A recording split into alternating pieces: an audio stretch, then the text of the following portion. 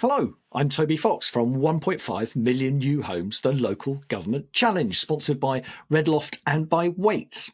So the mission is to get 1.5 million new homes built, and the key delivery arm for that mission is local government, either as the planning authority or as a joint venture partner or directly delivering new homes. So I've been visiting a different council every month to understand what works and what needs to change to help councils get more homes built.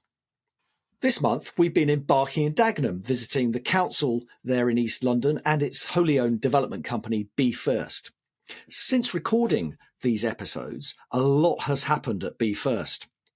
So I spent some time with the leader of the council, Councillor Dominic Toomey, and with the newly appointed interim managing director at Be First, Caroline Harper, as well as with Paul Nichols, the managing director for London at one of Be First's development partners, Waits, to understand their takes on the changes at Be First. Caroline Harper, hello. We made Hi. an episode about building your career as Deputy Managing Director at Be First, in which you talked about one of the toughest parts of your job being that you have a lot of bosses. So since making that episode, you've become Interim Managing Director at Be First. So is your job actually easier now? Have you got fewer bosses? What's actually changed? Is my job easier? If only. Yeah, so you're right. Since we last spoke, my role's changed. So I'm now interim MD for Be First. Very exciting. And with that, I've taken on responsibility for really kind of fast tracking and expediting the next phase. And we'll talk about that in the context of our conversation. And what that's meant is we've seen the resignation of the previous MD, Jeff Raw, and also the resignation of the previous board, with a new board put in place, chaired by Jeremy Grint, who, very established individual and really kind of knowledgeable about Barking and Dagenham, having worked at the council, and is also the chair for Reside, the council's housing management company, and for Barking Riverside. And with him, we've got two council officers. So one, Nigel Pickup, really interesting background in that he's, lots of experience working for the likes of like CBRE Investors. He was involved in TfL setting up their own kind of property company. And then the other member of the board is Jahenga Manan, who works in the council's finance. So brings with him, and, also has worked 60 Bricks and so on. So very relevant experience for what we need to do for Be First Phase 2. And it's an exciting new chapter. And 60 Bricks, that was the housing company that was run by Waltham Forest. Yes. Yeah. Council, yeah. So there's a qualitative change to that board, isn't there, which really stands out, which is that all of those people, I remember working with Jeremy when he was running Regeneration in Barking and Dagenham before Be First was even set up. All of those people are very closely linked to the council, whereas previously, one of the things that set Be First apart was that the board was very autonomous from the council. And that was the leader, Dominic Toohey, has talked about how that autonomy was so important to what Be First could deliver. So what do you think that qualitative change to the board, what impact is that going to have on Be First? Well, I think it's worth bearing in mind that obviously a board for a company has responsibilities to the company. These people are not put in as the council, but one of the drivers and shifts behind the switch is really making sure that that firm commitment to accelerating regeneration in the borough, the big picture, longer term vision of what we're trying to achieve is still very much there, but we need to circumstances have changed. So we need to knit what we do into Be First much more strongly into the council's objectives. And the council's undergoing, quite a lot of change. That we'll see this year a new inclusive growth strategy, for example. And we need to make sure that we are speaking to that in terms of what we do about development. And with it, we are going to have greater responsibility for overseeing the council's asset portfolio. And really I think about it in terms of how do we make those assets sweat, which is not just on a financial basis. There's also the social value side of it.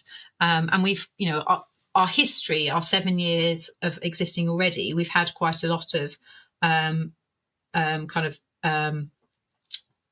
oversight of certain areas of their asset portfolio, but what we haven't had is that kind of broader, there's various assets that sits in various parts of the council, and we need to bring those together and really have a really kind of comprehensive asset management strategy to assist the council in putting itself on a firmer kind of, well, they're taking a balanced budget to cabinet next week, so they're on pretty good grounds, particularly comparatively to other councils. But it's helping them with that kind of firmer financial footing with their assets in a stronger way than we've done already. Plus, also, of course, and there's been lots in the press, and I've spoken about it already over the last couple of weeks. It's really kind of accelerating that kind of public-private partnerships, and I think the experience of the people on the board will really help with that. But we've got to do it in such a way, and again, this is echoes of what we've always been about. And when I say we, I mean Be First and the council, is regeneration that works for the borough. And I think that's one of our strengths is, we've collectively kind of really driven what's happened in the borough regeneration wise, rather than letting things happen to us. And this is a kind of marker in the sand for, right, the world has changed, the council's position has changed, we need to change and adapt to that in order to carry on going forwards and continue a success story, really. Can we just try and quantify how much the world has changed? So what's actually happened with the Great Delivery Programme in Barking and Dagenham? Can you quantify the kind of the level of, I don't know, it's been described as a pause, delivery has paused. Yeah, I mean, it hasn't quite paused in that we've still got a delivery programme for homes. So this year we'll deliver about 750 homes. There is a similar amount of homes to be delivered next year. But it's what happens after 2026 and that pipeline, and bringing forward, because the council owns a lot of land, and I can talk about the sort of different areas that it does. But the original business model was very much about direct delivery and the council having access to cheap debt. It doesn't have the same ability to borrow going forwards. So we've got to look at, well, how do we diversify what we do? Who can we work with that can bring in that investment to ensure that pipeline of delivery? And some of that, a lot of that is driven by the macroeconomics. We all know that councils have got really difficult situations, and certain elements of what they do have really exacerbated over the last few years in social care, for example, and the pressures that brings. But I think we would also be having this similar conversation anyway, just because of the sheer scale of what's possible in Barking and Dagenham. And it's just not realistic for a council or any one company to deliver everything that's possible by itself. So at some point, this diversification was needed, and is very much I see it very much as a part of Be First maturing, and able to continue and evolve and adapt to circumstances. So there is still a delivery pipeline, but like I say, it's what's next after that. How do we bring forward, the next estate renewal projects? How do we bring forward the next phases of Thames Road on our key transformation areas? And we're not going to be able to do that by ourselves. We've talked about this in other episodes, but for this episode, Caroline, give us an idea of the scale that's at stake here. Like, what could you build, all other things being equal?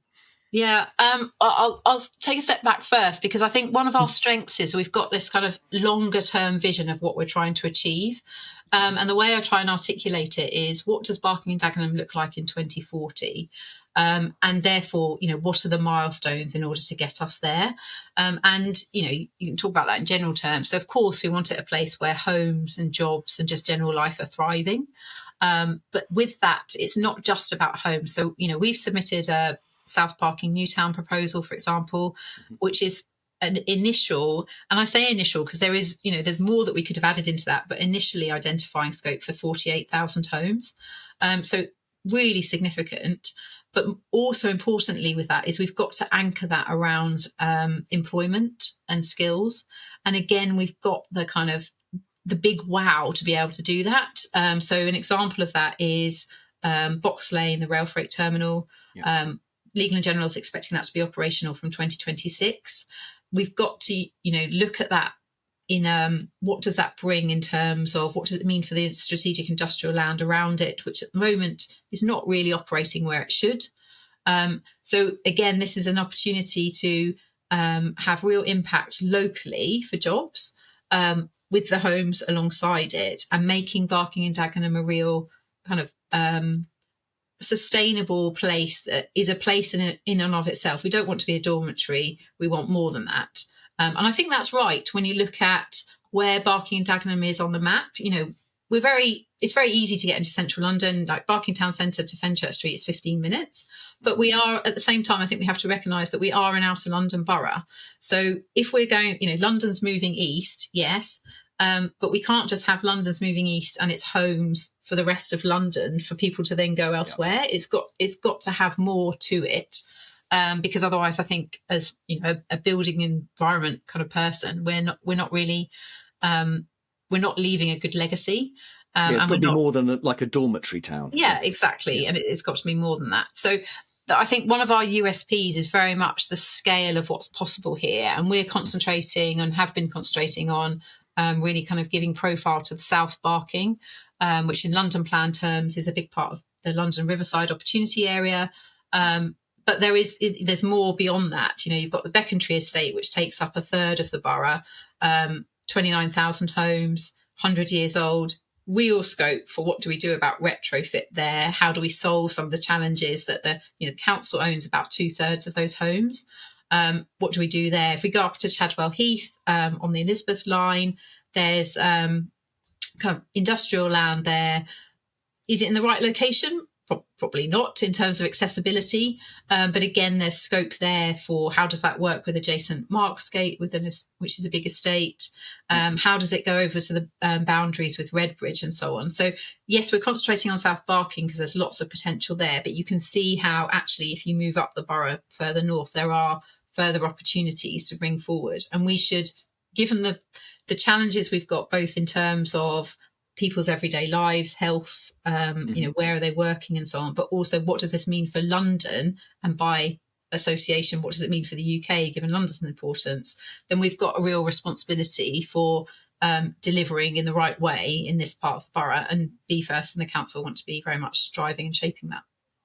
So you'll be striving and shaping that, but you won't be delivering it directly. You'll be delivering it with partners, and your role as an organisation at Be First is to go out and find those partners and have those conversations with investors. So what do you want from the market, Caroline? What are you looking for from developers, from investors? Who do you want to talk to? What do you want to talk to them about? Yeah, sure.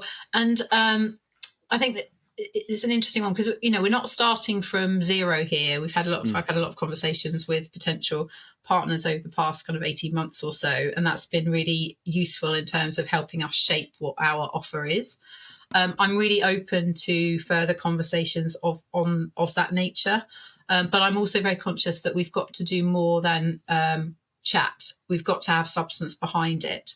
And one of the things I'll be doing, rapidly over the next few months with my team is kind of really kind of pinning down what are our offers and what's the substance behind it. So where are those sites? Now, I've been thinking about it in terms of we're going for gold, but we've also got a silver and a bronze track. What's possible in terms of and how quickly can we do things, but this picking up on some of the things that we were working on already. So we've been calling it an investment partnership where we package up some of the estate renewal project sites that are owned by the council and bringing those forward. And I'm kind of envisaging that we need to identify one or two that we can get out there in the market and really specifically target interested parties. We've got Thames Road, which is in the council's commercial portfolio. We're doing a lot of work with MHCLG as part of the comprehensive spending review to bring that forward. But again, that's a different type of investor appeal. So I think in terms of asking, if someone's listening to this thinking, well, I want to be involved in that, great, definitely get in touch.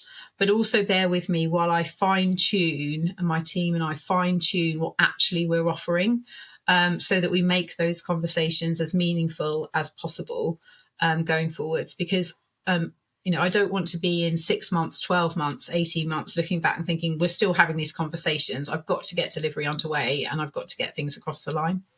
I would like to get at least one site out in the market, by the summer, so that we've got something that we're working through.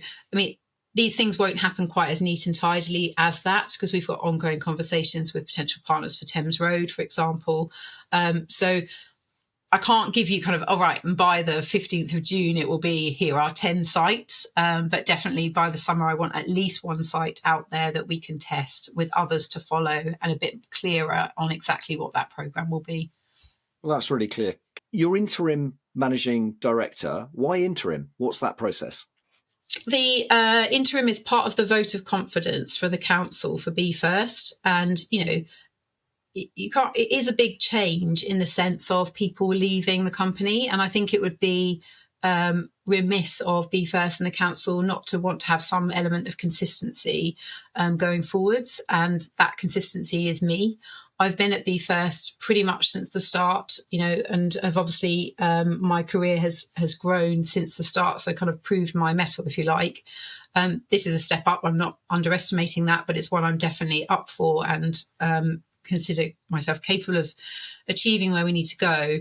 So the interim side of things is, it means that we don't need to go through, let's appoint someone else, let's have another change, recognizing that the world is in something of a bit of a pivotal place, isn't it? And there's lots happening.